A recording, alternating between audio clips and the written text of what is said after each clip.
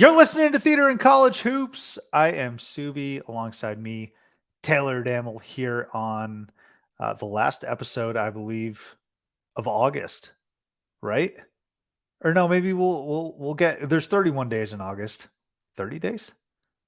Taylor, how many days are there in August? 31. 31. All right, never mind. The second to last episode How about of this? August How about the last episode before before football college starts. sports start for the year? College sport. We Yeah, don't have college sports start for the year. that's true. Yeah. Um, We're happy to be back. We're brought to you by Belly Up Media. Go download, subscribe, rate, and review us on whichever device it is that you use. Your college hooper of the day, former Georgia Tech guard, BJ Elder. BJ Elder, he played 4 years at Georgia Tech, reached the Final Four with the Yellow Jackets under Paul Hewitt. Everyone always remembers Luke Schenscher. They remember Jarrett Jack.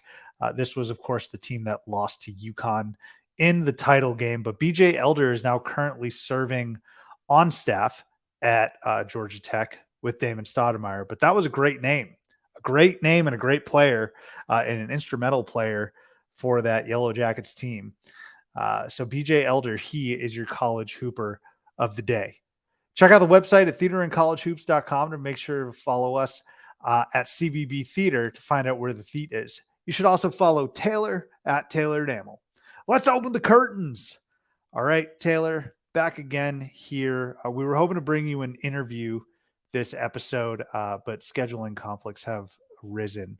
And so you just get us. Taylor, you are here, gutting it out, no worse for wear, after doing some floor work. Why don't you tell us a little bit about your back? You need a backiotomy there? Yeah, did some EJ manual labor as shout out to you for that reference.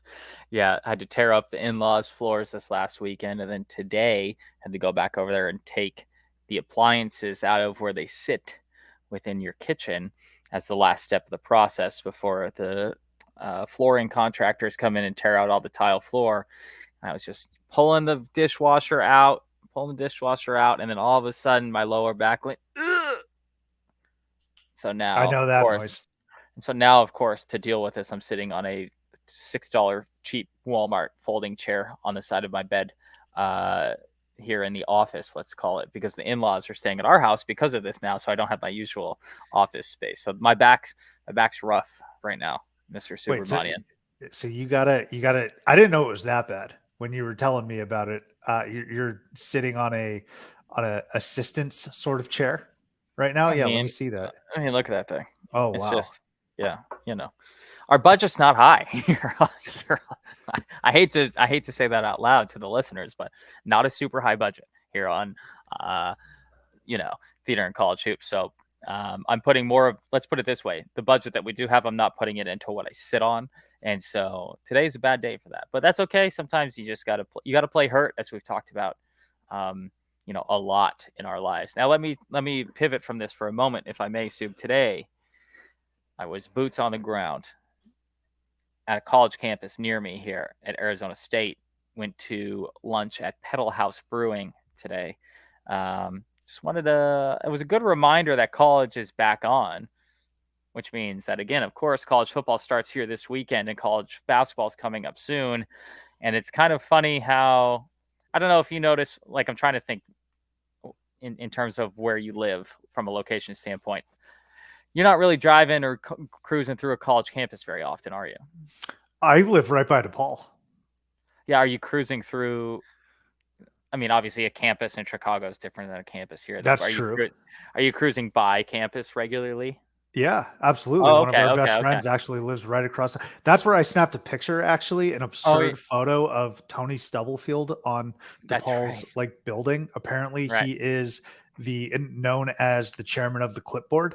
I've never heard that, but it is plastered on DePaul's campus. But yeah, I've walked by DePaul plenty of times, especially during the year.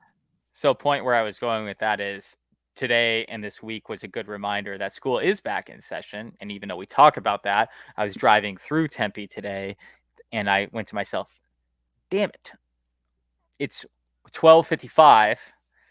So, like, class had just gotten out. I was trying, and I'm like, oh, shoot, this is going to take me like 20 minutes to cut across when 2 weeks ago it was would have taken 5 minutes.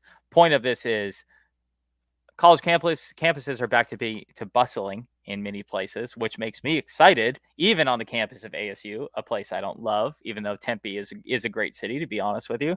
And it makes me excited about this weekend, or this coming weekend, week 0. And then, of course, that the for us, Arizona's red blue game is a month and 7 days away. So that means that like Midnight Madnesses for everybody is starting here soon.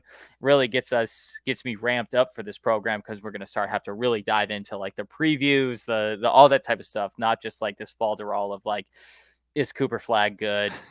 Did Trenton Flowers call his coach before he decommitted and went to Australia? Not that stuff's not important, but like, we're close to seeing actual gameplay on the floor. That's what I'm excited about. I was actually thinking about it and looking at some of my notes and looking at some of the content and listening to the episodes and editing the clips. A lot of it has been about unproven, speculative type of things. And of course, that is what the offseason's about. But I'm happy to do that. And I enjoy doing that with folks that I've seen, teams that I've seen, coaches, players that I've seen. And you know how much I hate and don't care about the recruiting chitter chatter.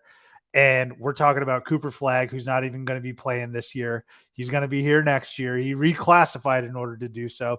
Trenton Flowers, another one who was supposed to be playing. But you know how much I just don't care about unproven commodities and talking about them, because no one really knows.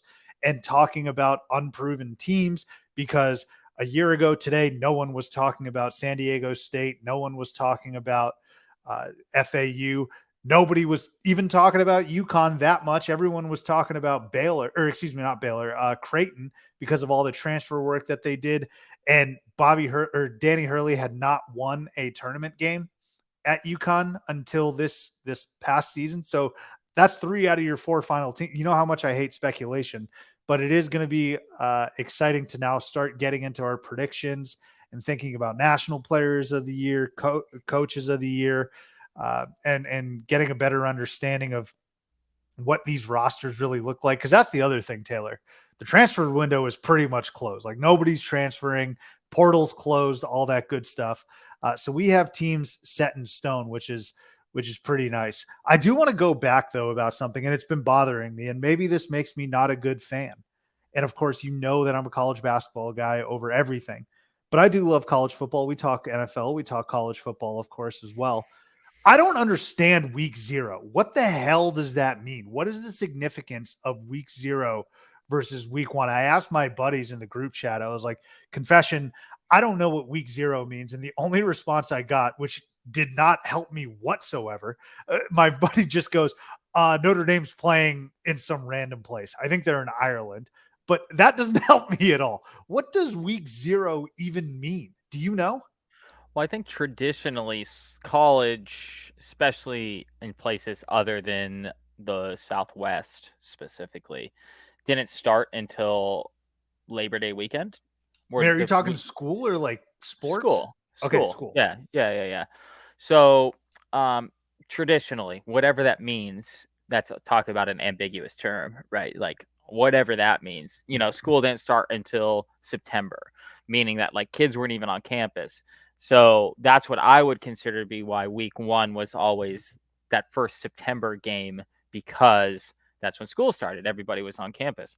Now, as we know, as it's progressed, like, I don't even think week 0 didn't even exist when we were in college. Maybe it did. I don't know.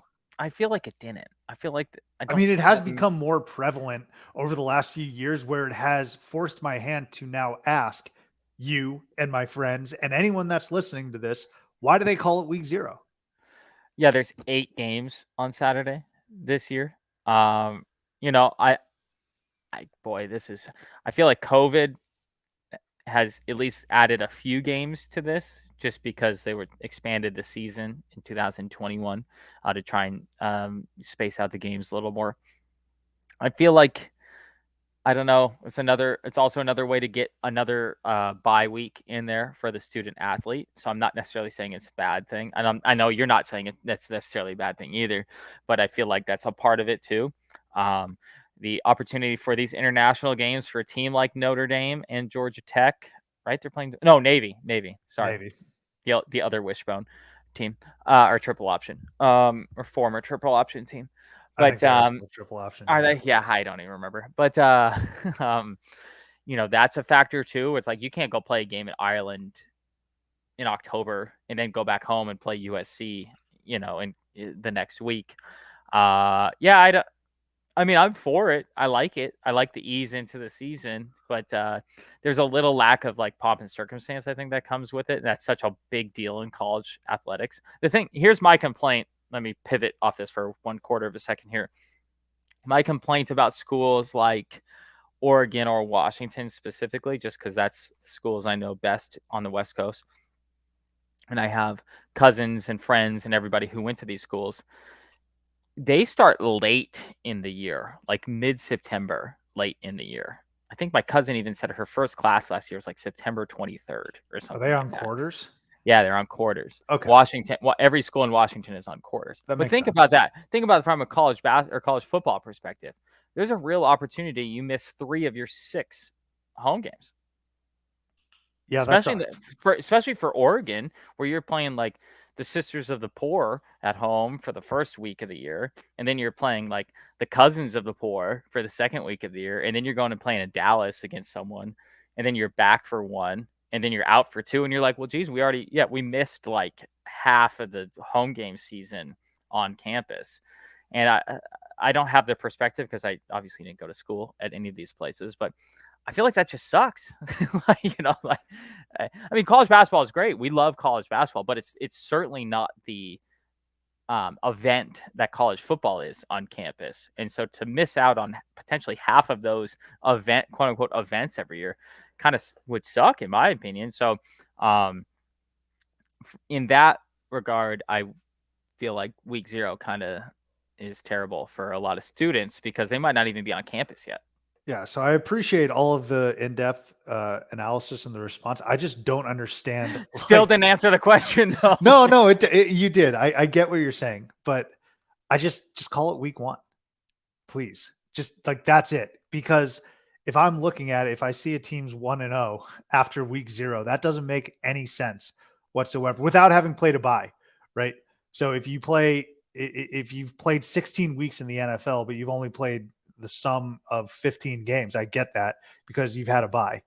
It doesn't compute to me. There are some things where I look at it, and I'm probably slow. I'm probably an idiot in thinking about this because it doesn't seem as if other folks are up in arms about it. I don't know. I don't get it. I just don't get it. But more power to college football. I know they have a stranglehold on all of that. And it's funny you bring up Oregon, by the way, because one of the first things I remembered from last year, you bring up their schedule in the first couple of weeks. I think they got absolutely bushwhacked by Georgia last year in the opening game. And everyone, that's the other thing I love about college football. And you kind of mentioned it a couple weeks ago, Taylor, as it relates to just preseason in the NFL, but even college football. You remember week 1 last year? Oregon sucks. They're terrible. I think they ended up with 2 or 3 losses, which is Dan Lanning's first year. But Oregon's terrible. They're awful. And then my favorite was Brian Kelly and LSU. I think they lost to Florida State week 1 potentially, and everyone was jumping on them. Everyone said Brian Kelly doesn't like, he's not a terrible fit in Baton Rouge. He's not getting across to the players. He's too, he's too stoic and he's too stodgy. He's basically saying he's this white guy from New England who just came over from Notre Dame, prim and proper, and that's not how they do things in Baton Rouge. And look what ended up happening. They won the SEC West and they beat Bama. Like, just give it a second, please. Week 0, week 1, wait till after that.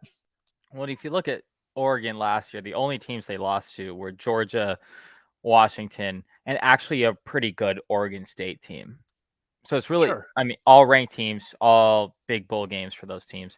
Here's not to dive down our weekly deep college football dive that we accidentally do, but that Bo Nix Auburn Oregon game was like 4 years ago already. Speaking of going down to AT&T Stadium and playing there, that strikes me as wild because I feel like that was a Justin Herbert versus Bo Nix game, and I feel like they're the same age.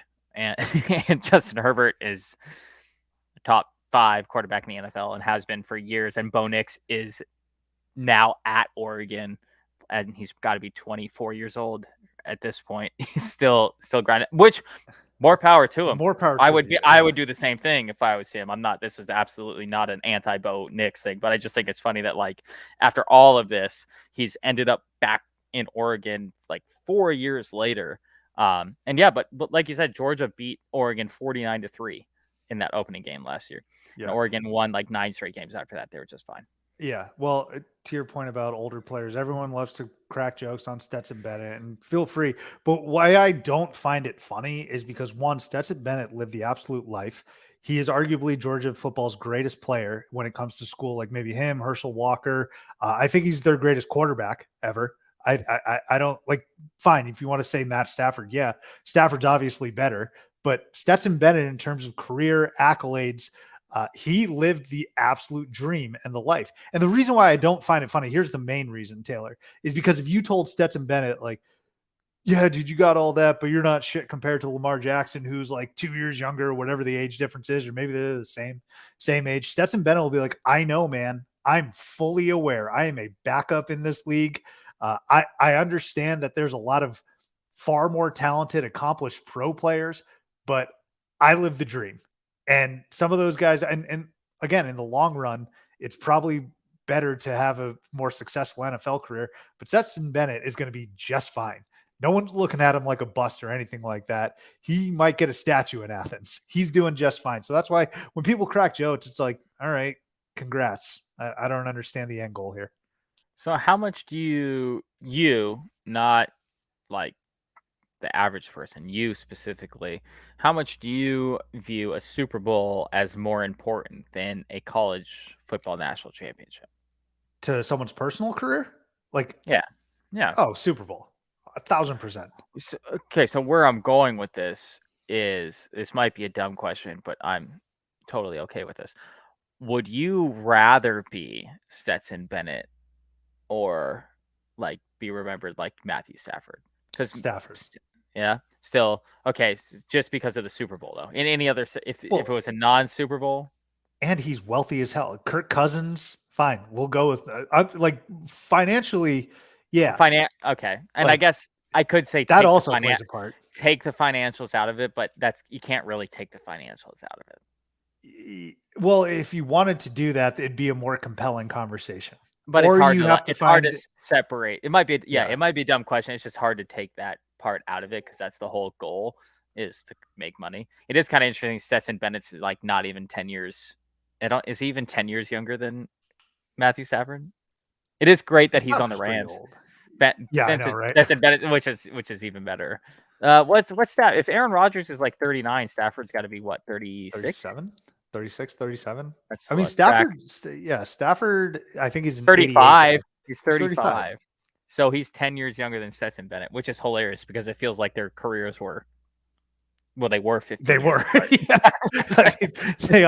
I mean, I saw something that said Stetson Bennett was on the same Georgia team as Sony Michel. Like before Stetson had to transfer. 2017. Yeah. That is insane. And like Sony Michel just retired. That's pretty absurd.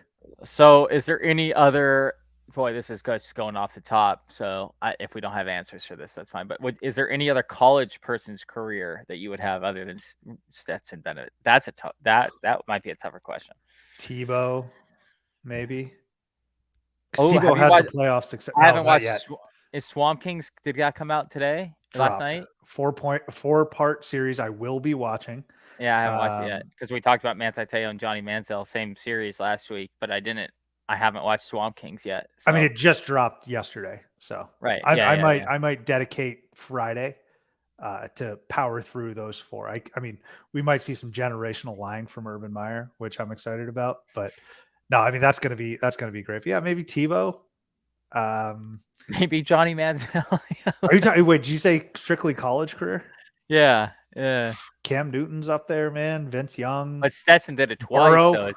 Stetson did it twice is the interesting part, too. So during NIL, too. So not only was he the man on campus, but he was I'm making the money sign right now, the man on campus as well. Yeah. In that regard, like imagine us in college with like $2 million. Yeah. Ben's bags, just every 24/7 with $2 million in our pocket. We always do bring it back to having to say, if it's strictly on the field, but you're right. Like, it's impossible to separate the money. Cause again, like Archie Griffin, 2-time Heisman winner. I'm dead serious, man. Dude, Archie Griffin runs Columbus with an iron fist, I bet. Like him, Eddie George, like those guys are like, and here's the thing, if you're a legendary college player in a college town, you'll have no less than 5 steakhouses or airport bars in your name, I'm sure. So anyway. I accidentally almost not almost, I broke my foot 2 years ago in Austin on the curb next to Vince Young Steakhouse. So Vince Young has one? I thought you were going to say Earl Campbell. No, Vince Young Steakhouse. Yeah. Earl Campbell went to Texas, right? Yeah. Mm-hmm. All right. Like Eric Dickerson, man. Yeah. All right. We're a college basketball podcast. Let's pivot. I mean, look, if this isn't getting you ready for week 0, I don't know what is. All right, Taylor, some really, really cool and encouraging news coming out of tragedy. Okay. I think we all know what's going on in Maui. And I think we may have even touched on it a little bit. Very, very sad scenes. But something that came about earlier this week that was really inspiring and very neat to watch.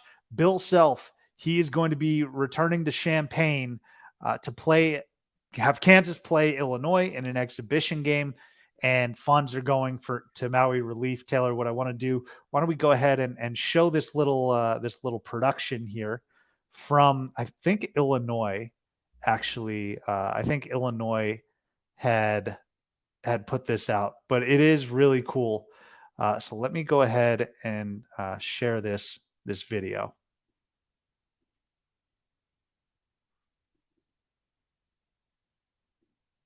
Bear with me. Hey, Bill. Hey. Scrimmage. Let's talk. We're good on the date?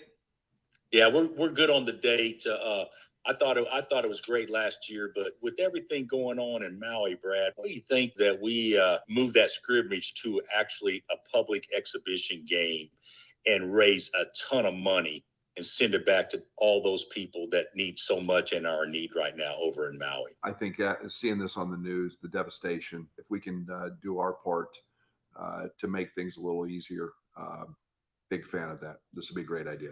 It's time for all of us to step up and do something for somebody else that's done so much for us over the years. Let me ask you this. What's your thoughts on the return of Bill Self and do it at our place in Champaign, come back where you paced the sidelines for a few years and had tremendous success? You got any interest in doing that? Let's move the scrimmage into Assembly Hall. I'm all for it. You figure out the logistics.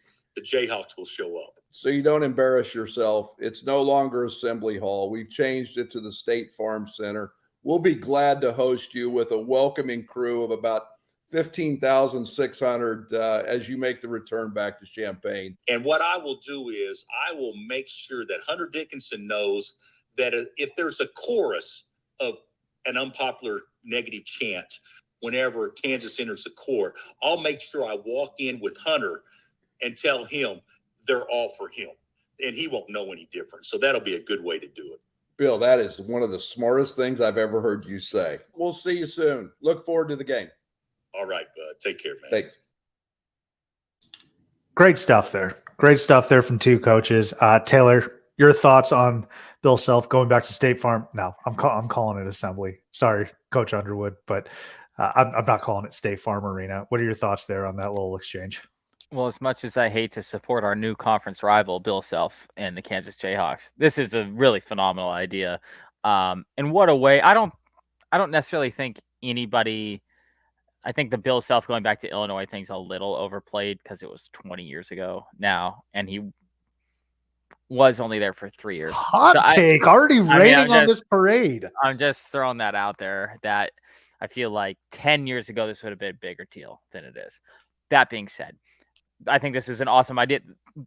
I'm trying to make this into a complimentary thing to say, like, this is a great idea for his comeback to Champaign, is make it worth something to people that aren't even, necessarily Illinois fans or Kansas fans. Specifically, anything Maui related, support wise has been really cool, especially for these two programs, which have been programs that have participated in the Maui Invitational, which I'm sure is the seminal part of all of this. The Maui Invitational is such a big deal, as we've previously talked about. So even just last week or 2 weeks ago, we talked about how big the Maui Invitational has been as a college basketball tournament over the years. So, of course, not happening this year, assumedly, at this point. So to do something in place of that, or however you want to phrase that, to fill the shoes of the Maui Invitational, while also giving back to a community that's given so much to the programs of Illinois and Kansas, is really a wonderful touch. I hope that a school like us in Arizona, a Duke, some of these other schools that have Syracuse has always been a big one there in Maui as well. I hope that this is a seed that's been planted in college basketball to do more of this type of stuff. I guess my only negative thing I would say is that I wish the game counted for something other than that. But I mean, that's, who cares? Really, just like a nerdy college basketball person would care about that. The point of this is that it's for something. It's going to generate a ton of money. It is going to be a fun topic of discussion about a week and a half or so, let's call it, before the college basketball season starts. And it'll be interesting to see how much of a discussion point it is as the season goes on. Like, do people talk about, like, let's say Illinois and Kansas are both very good this year, which is a possibility, right? Like, well, they did beat Illinois, or Illinois did beat them really. So I wonder if anyone, how that topic of discussion comes up. But no, I think it's a really wonderful idea. I don't think I'm going out on a limb by saying that. This is no hot takes as a part of this segment, other than the Bill Self one at the beginning. But I think it's a great idea. And I hope, if possible, I know we're a little late in the game, but I hope, if possible, some of the teams that have regularly participated in the Maui Invitational can follow suit in some capacity to create some kind of event like this as well. Yeah, I thought this was really neat how the production team, or whomever the social media team, put this out. Thought that was pretty fun. And Bill Self, like, he's just, I love Bill Self. He's so gregarious. He's got that Oklahoma accent on him. And he ties in Hunter Dickinson as well. But him returning is going to be a lot of fun, and it's a win-win-win, right? It's a win for the fans, it's a win for both programs, the coaches, and, like, when I say the programs, I also mean sharpening iron. Excuse me, I can't talk. But those two teams, this is going to be a high-level exhibition for sure. You had mentioned how good we expect them both to be in two very competitive leagues. Right. I'm looking forward to seeing Coleman Hawkins going up against Hunter Dickinson. And look, obviously you want to keep it civil, but this is a Big Ten return for Hunter Dickinson as well. A guy who has never beaten Illinois, which is, again, these are all just funny little subtextual items that don't mean anything compared to what the real purpose of this is. And that's, of course, for Maui relief. I think, Taylor, what I find so striking and so inspirational is how just that tournament, how the Maui Invitational has impacted and touched programs, right? This is just a preseason invitational, but it shows how much higher in regard I think people hold it in, and how much more history it holds than, let's say, a Battle for Atlantis in the Bahamas, or pretty much any of these other invitationals or tournaments. Okay. Because, like you had mentioned, there's familiar faces and familiar programs that participate in the Maui Invitational, and Illinois and Kansas for sure. I feel like we see Kansas there every 3-4 years. And for a fact that what the devastating fires in Miami have touched these two programs and have touched these two coaches. Maui. What did I say? Miami. Oh, goodness. Maui. Sorry. I just messed with it. No, I needed that. That's true. But that it's touched these two coaches to make them do this, right? I don't know if anything else, and of course, I would have rather Bill Self come to Champaign under far different circumstances, but it shows you the magnitude of that island and that tournament and what it has on these other programs. And to your point, I would like to see other programs and schools and teams contribute in some way, right? I'd love to see UConn or Arizona do some sort of fundraiser. And I'm not necessarily asking for a scheduling because like you said, it is August 23rd, but figure out a way to donate some funds, obviously to the good folks in Maui. But I just think this is going to be really fun. I've never really been excited about exhibition games, right? Speculative stuff, going back to that, but knowing what is at stake, and then of course knowing the personnel that's involved, I think it's great.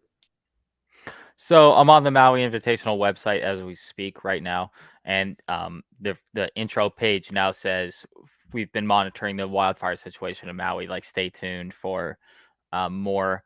I can't imagine that they're still going to do this on Maui this year. The Lahaina, it's the Lahaina Civic Center. Like, pretty much everything around the Lahaina Civic Center burned down, unfortunately. So there's no. And it would be kind of disingenuous isn't the word, but you're a better wordsmith than I am. But, I don't feel like it would be right to still do that there in November. Hey, everybody come in and celebrate. Well, the entire town around us is still like trying to rebuild.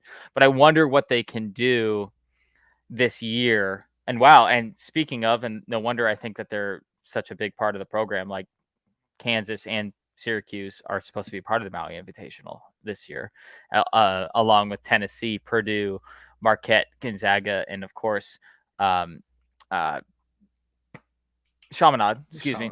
Yep. So I wonder, they'll in years past, I feel like they didn't do this during COVID. I think they moved it to LA or somewhere on the mainland during COVID. I wonder. I hope they do the same thing this year, as long as that's what the people of Maui want. If the people of Maui want them to come, then more power to them.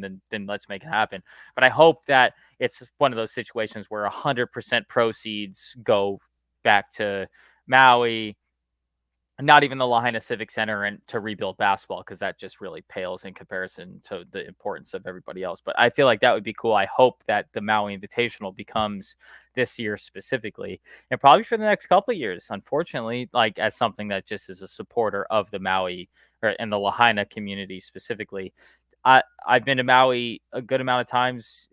Fortunately, many of them not my doing, more of the parents' doing of being there, but I don't think they really even have another facility on the island that would kind of be able to host something like this. And so hopefully the Maui Invitational, at least for this year and maybe next year, who knows, becomes something where it's just a fundraising event to get Maui back on its feet, and to then create in the future, when the timing is appropriate, to get college basketball back there. Because I think what you said was spot on.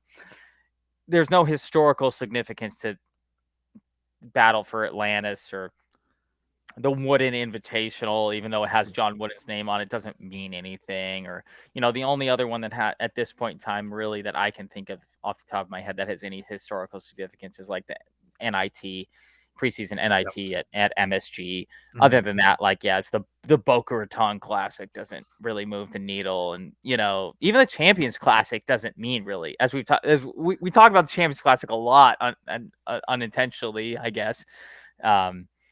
That means nothing to me. It's cool. It's a cool spectacle, but from the historical standpoint, it's not like the Maui Invitational, or like we've talked about, like the Great Alaska Shootout back in the day was big for me. And that was the other big tournament at the time. It no longer exists, but that was the other big tournament at the time. So hopefully, again, to beat this dead horse here, and let me say it for the 17th time, is hopefully it becomes just a fundraising event to get everybody back to where they need to be, or at least as close as we possibly can come up with at this point. Yeah, I'm going to need to see Underwood and Bill Self in Hawaiian gear. Talking that would be great. That would be a great touch. You're right. Absolutely should do that. Maybe like warm up in something Maui themed, Hawaiian themed. I think that would be really neat. I'm sure the bright orange, like the Orange Crush, will be out there for the Illini fans. But I think it's a really cool opportunity for both of them, and I'm glad they're doing it. I want to see coaches do more of this, and I feel like, Taylor, we've just been beaten down, honestly, with so much bad news as it relates to college basketball coaches, head coaches, and what they've been getting into this offseason, that this was a really nice palate cleanser. And going to Brad Underwood and going to Bill Self should have been like that. It shouldn't surprise me at all. Two of the better guys in the business, two great winners, two guys that have built programs and parlayed them into, really good success. Oklahoma State might have an issue with Brad Underwood, but outside of that, these are two guys that I think majority of college basketball likes. And, I'm hoping this goes off there without a hitch. The Hunter Dickinson thing, though, that's going to be interesting. It's going to be fun. I think it's a perfect balance in the sense that this is an exhibition game. It doesn't mean anything outside of the funds going to Maui, but there's also that balance of, despite the fact that this is an exhibition game, Illinois fans hate you, Hunter. Illinois fans are going to rain down on you. And I guarantee you Hunter Dickinson is saying to himself, yeah, I'm pumped to get one more chance to go back. And this is for a good cause. But I got to think a little part of him is just like, man, I got out of this conference where I've just been a villain for the past 3 years. And now I'm going back, and potentially he's going to use this as an opportunity to exercise some demons. But even if he does, and he beats Illinois, it's not going to count. Well, I think does Oklahoma State have problems with both of these coaches? Not even just Underwood? I mean, Bill Self's an alum. I don't know. More so Underwood, I would say. Yeah, no, he spent a year and then he was off. I'm just saying the connections there, but yeah. Yeah. What would be really smart to do in this situation, even though I'd be surprised if they did it because they don't really know what they're doing, but ESPN should just start the College Game Day a week early. Week 0. Yeah. Is this week 0 of college? College Game Day week 0. Why not? What a great segue, Sub. You're a professional. You've done this before. This is episode 208. No wonder. Okay. No wonder. No wonder we've gone this far. No, but I think that would be an awesome thing to do too, is ESPN highlight it, College Game Day type of experience. It doesn't need to be. It's probably going to be on a Saturday, which means there's going to be. Is it on a Saturday? I'm not sure when the exact date is, to be honest. Yeah, but I just know it's happening. But do it even if it is on a Saturday. Do the College Game Day. Just put it on ESPN, the Ocho or something. Whatever. Just put it on ESPNU. Cut out the Wyoming Nevada game that you were going to have on that day for football, and just do it at noon and do an hour. It doesn't have to be a full College Game Day, but just like a kind of like a skeleton staff College Game Day. Set up a desk, throw Reese Davis out there, and Jay Will, and say, hey, here's what's going on, please donate here, blah blah blah. Same thing they do with like the Jimmy V Classic. Just play like a 5-minute video before it. Do a little College Game Day segment about the hurt that's going on in Maui, why the Maui Invitational is so important, and then go into the exhibition game. I think that would be a really good way to kind of like tie a bow on this whole thing. I'll tell you what, Taylor, last year they cut away from college football for much more meaningless nonsense. If you guys recall, Aaron Judge chasing the Maris's, right? Roger Maris's home run record. To watch him strike out 28 times in a row before he hit the home run. Yeah. So look, if we can cut away from college football for that, we can certainly do it for this. All right. And I am going to be one of those guys that's like my sport. Cause you're right. There's going to be some hardos out there saying, no, what about this Mountain West football game? Enough. No, I'd rather watch this scrimmage, to be totally and brutally honest with you, but really neat gesture. I'm looking forward to this, and hopefully some more coaches get in on the action there. Let's move on now. I want to give some shout outs. This has been a couple weeks now in the making. All right. Some great friends of the program. We'll start with best friend of the program, who we deemed, I think this was last year, Mike Burgomaster. A couple weeks ago was promoted at Auburn. He is now an assistant coach. Incredible work. Burgo, I want to give you a huge shout out. Also, Reuben Williams. Reuben Williams, when we interviewed him, he was on staff at Arkansas under Eric Musselman. He is now an assistant coach at Montana. I'm really looking forward to seeing the paw prints that Burgo puts on the Tigers. All right. He is the offensive coordinator, I think is another one of his roles. And then Reuben Williams just getting another opportunity. Reuben's, man, he's probably younger than Stetson Bennett, to be honest with you. And he's going to do amazing things at Montana. I'm so happy for those guys, so thrilled for those guys. And I know they're going to continue climbing the ranks. So big shout out to Burgo and Reuben Williams. T, I don't know if you want to jump in there as well. So I hate this word because everybody overuses it so much in their regular ass job that they have. But like, to do what these guys do is such a grind to daily. And I hate rise and grind. Like, no, you going to your 9-to-5 job, I'm sorry, is not a grind. Like, that's just a job. That's just what you're paid to do, right? So I not a huge fan of the word grind as it relates to what a normal person does to pay their bills, right? But what these guys have to do is quite specifically a grind, though. It is a 24/7 in a lot of capacities, especially on the recruiting trail and the scouting trail of your next opponent. I mean, it is a constant grind. It is the word that works here, right? To learn everything you can about each individual opponent, as well as the hundreds of people that you're recruiting, hundreds of high school kids that you're recruiting on a year-to-year basis. And whether, 100 sounds like a lot, but I know Burgo's sitting there watching probably hundreds of people's tapes, and whether he's going to recruit them or not, it might only be a 5-minute tape he gets, right? But he's got to go, assumedly watch all of these things. So, it is a thankless job in a lot of ways, I would think. And it is a job that probably requires 16 hours of the 24 that you're allotted on a per day basis. And then so to also have kids, wives, husbands, however, whatever, a personal life, a friend or two in there, even, making time for this stupid podcast to come to our dumb little podcast like Burgo does and all these guys do. It's a lot. And so it's very impressive, and it makes me super happy. Especially in the time of our lives, in our mid-30s, where we we certainly have things a little more figured out than we did 5 years ago, but not like that much, like I have a kid coming in 3 weeks, and like I have any idea more so than 2 years ago what I'm supposed to be doing, right? So, but it's really cool to see these guys, especially in that age group, and people that like you've known Burgo for a long time, in some capacity, and so to see them get to a level of success where they're,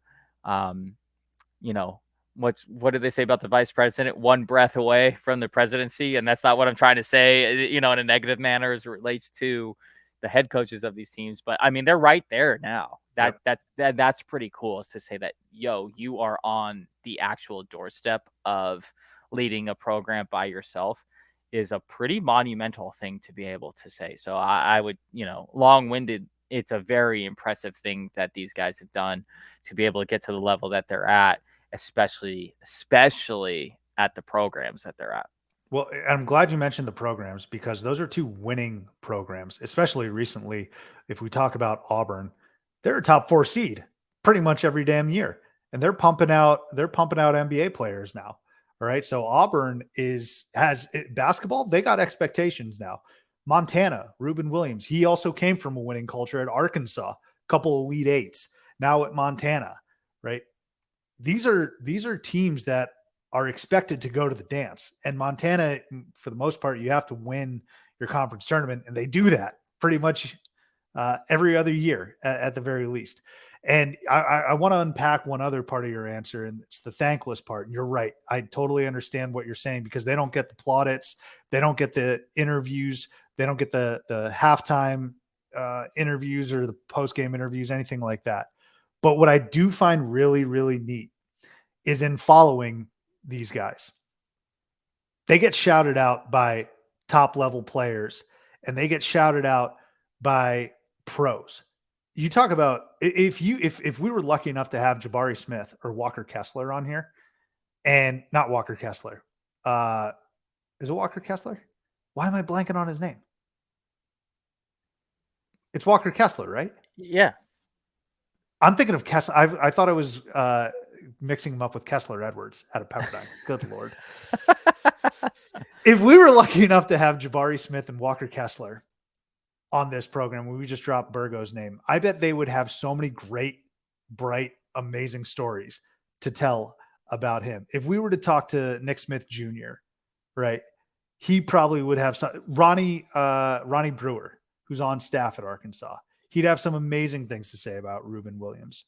So I think it's really, really cool that, yes, it is a thankless job, Taylor, but the people that they do get thanks from are the ones that really count and are the ones that are truly, truly important. So Reuben Williams, Mike Burgomaster, congratulations on the next step. Keep killing it. I can't wait to see them both rise. And that goes for every assistant coach that we've had, right? Jeremy Pope, Ben Gonzalez a couple of weeks ago. I know Brett McConnell is going to be ahead. I'll put my life on Brett McConnell being a head coach over there at Princeton. But I really wanted to shout out those two. And if I were to take it a step further, Burgo, who may have been the first real big name person with access to a D1 team like he does at Auburn, come onto the program.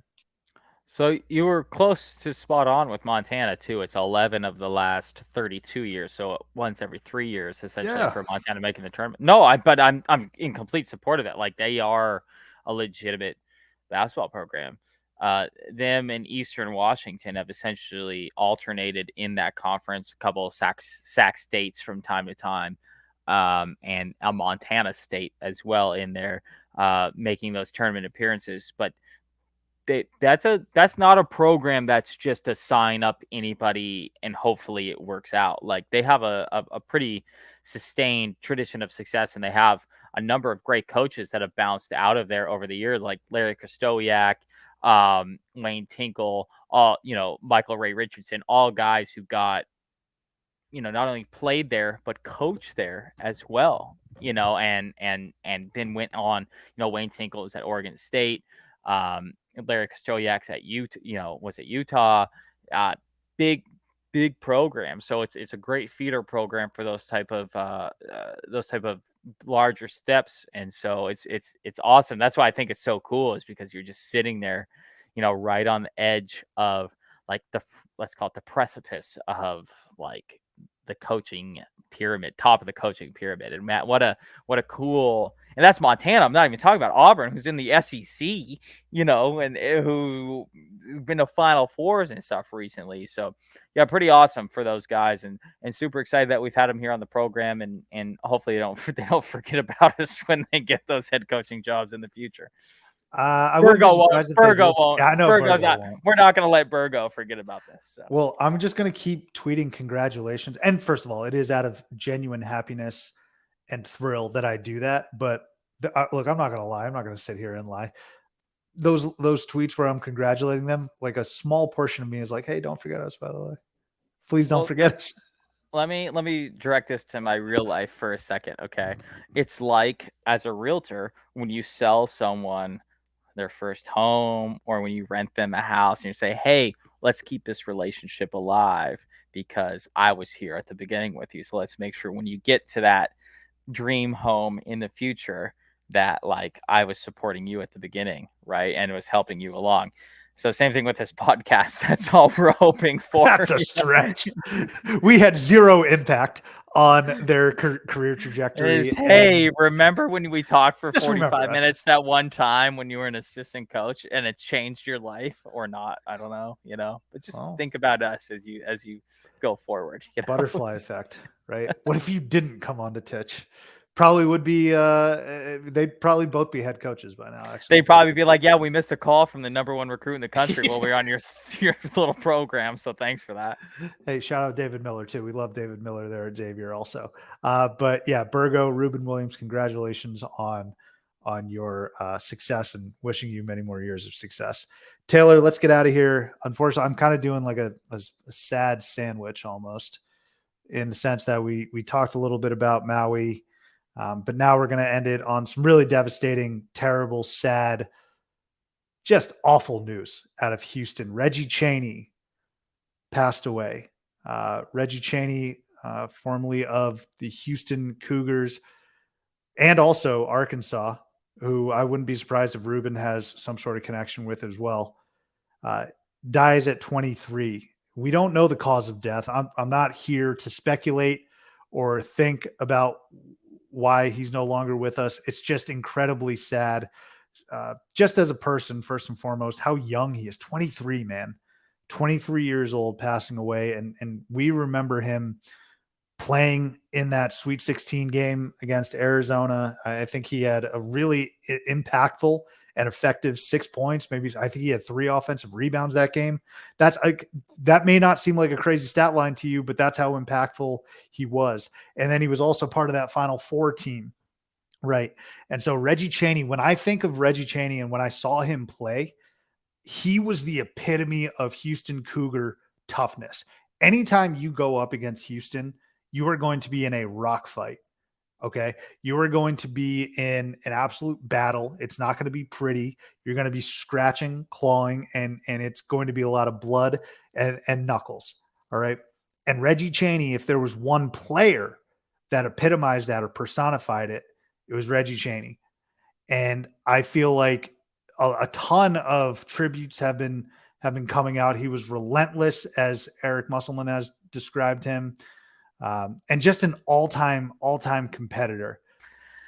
Yeah, he was Reggie Chaney was 6th man of the year last year in the Big 12, and you hit it spot on. He was kind of one of those guys. Or excuse me. Yeah, no, it's all right. Whatever conference everybody's in. Yeah, right now he was supposed to go play basketball in Greece next year or this year professionally. So he was making a career out of this, which is always good to see.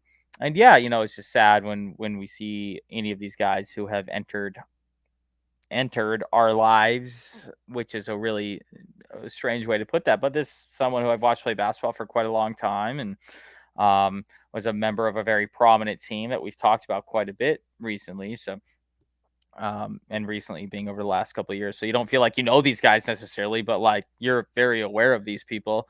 So yeah, it's just never good. He's found unresponsive in his apartment. Who knows? There's no speculation necessary here on this program about that. It's just sad whenever this happens, young person's life that was, had some opportunities ahead of them and those are no longer. And yeah, it's very sad to see when there's a member of this little community that we are on kind of a part of or not, or something we certainly care about. And to see something unfortunate happen to these guys who kind of dedicate their lives to something that we just watch and find as entertainment is a very sad thing. So yeah, no, it's certainly upsetting, and obviously you hate to sound cliche, but definitely some thoughts towards that family, towards their family, as they figure out, what happened and how to go from here. Yeah. I think the most gut-wrenching part is, like I had mentioned, his age, of course, but so much in front of him after he had accomplished so much at Houston. Like I said, being part of such a great team, 6th man of the year, and then he's about to go pursue his professional dreams after working his entire life for this, and it unfortunately was ripped away. Well, think of all those guys we just talked about as assistant coaches who started as grad assistants, who did, whatever, like, a lot of former basketball players find a lot of avenues to stay within the sport as best as they can, whether it's an assistant coach, a scout, whatever it may be, even if it's not a head coach eventually, whatever. And who knows, that could have been on the table as well. But yeah, just to see one of those guys leave that college basketball community is certainly a sad thing. Yep. Rest in peace to Reggie Chaney. Will be sorely missed, and we enjoyed watching you play. And everything we've heard, obviously we don't know him personally, but everything we've heard, as he was an exemplary young man. So rest in peace there to Reggie Chaney. All right, Taylor, let's go ahead, get on out of here. Time running out on us. I want to let you guys know we have a few segments brewing, new segments brewing for the upcoming season. Stay tuned. We are almost there. I had miscalculated my dates at the beginning of the program, so I know that we'll have one more episode before we hit September. But then once it's September, we're going to start the scuttlebutt, and the speculation and the thoughts on predictions. All right, so stay tuned for that. We will catch you next time here. Go ahead, Taylor. Did you have something else? Oh, I was gonna say, sorry, it's not that important because it's more of a I hate to bring me up at this time, but Go ahead. we want to add things as a positive note. We're within range of due date here, so not only are we this is the last basketball or podcast before college sports start this year. Very well could be the last podcast before I'm a father, which is to my co-host and many of our listeners is probably a very, very scary thing. You know, I got a big smile on my face. Now, when you say we're in range, are we talking like Steph Curry, Jimmer Fredette range? Oh yeah. Oh, it's September 9th, so we're 2.5 weeks. So that's only like 2 steps inside half court. So it's definitely we're within like a deep Jimmer, deep or normal Steph Curry range here. Yeah. So especially if Steph's taking the shot, we're definitely within like Trae Young has that range, but we're missing 9 of those. So wouldn't be too worried about it. But if Steph's taking the shot, yeah, we're within range. All right. So as we continue to create, that's what you might need to tweet this out, the range. Okay. So like right now we're at Steph Jimmer range. I don't know, in a week's time, maybe we're at a regular 3-point shot or maybe even an elbow jumper like Richard Hamilton. And then Sean Livingston. Well, he didn't go to college though. Oh, well, okay. Sure. We got to shout out the college guys, but look, okay. Sean Livingston, right. Legend. I love you. And then like, I don't know, September 7th or something. Until we get Zach to like Edey range. Hasheem Thabit. Just range. dunk. Yeah. Okay. Right. DeJuan. We're within the DeJuan Blair range of. Okay, we're not there yet. And we're hoping that our daughter has more ACLs than DeJuan Blair did. At least 1 or 2 more than DeJuan Blair did. But yeah, I will. Maybe I'll work on that tonight. Okay, we'll come up with a range of every other day. Let's call it. We got about 15 days left. So we'll move inside every other day. Let's go every other day. I don't. No, I didn't mean to extend it this long. I apologize. That's fine. I just don't want Danielle to get like Sam Young pump faked, right? And like you gotta wait for the baby to come after 48 hours or whatever it is. Just like drive to the hole. I'm just hoping that labor and delivery isn't Syracuse UConn from back in the day. Oh, see, this is good. This is really good stuff. We're going to get out of here on that. Thank you for listening. As always, we'll catch you next time here on Theater and College Hoops.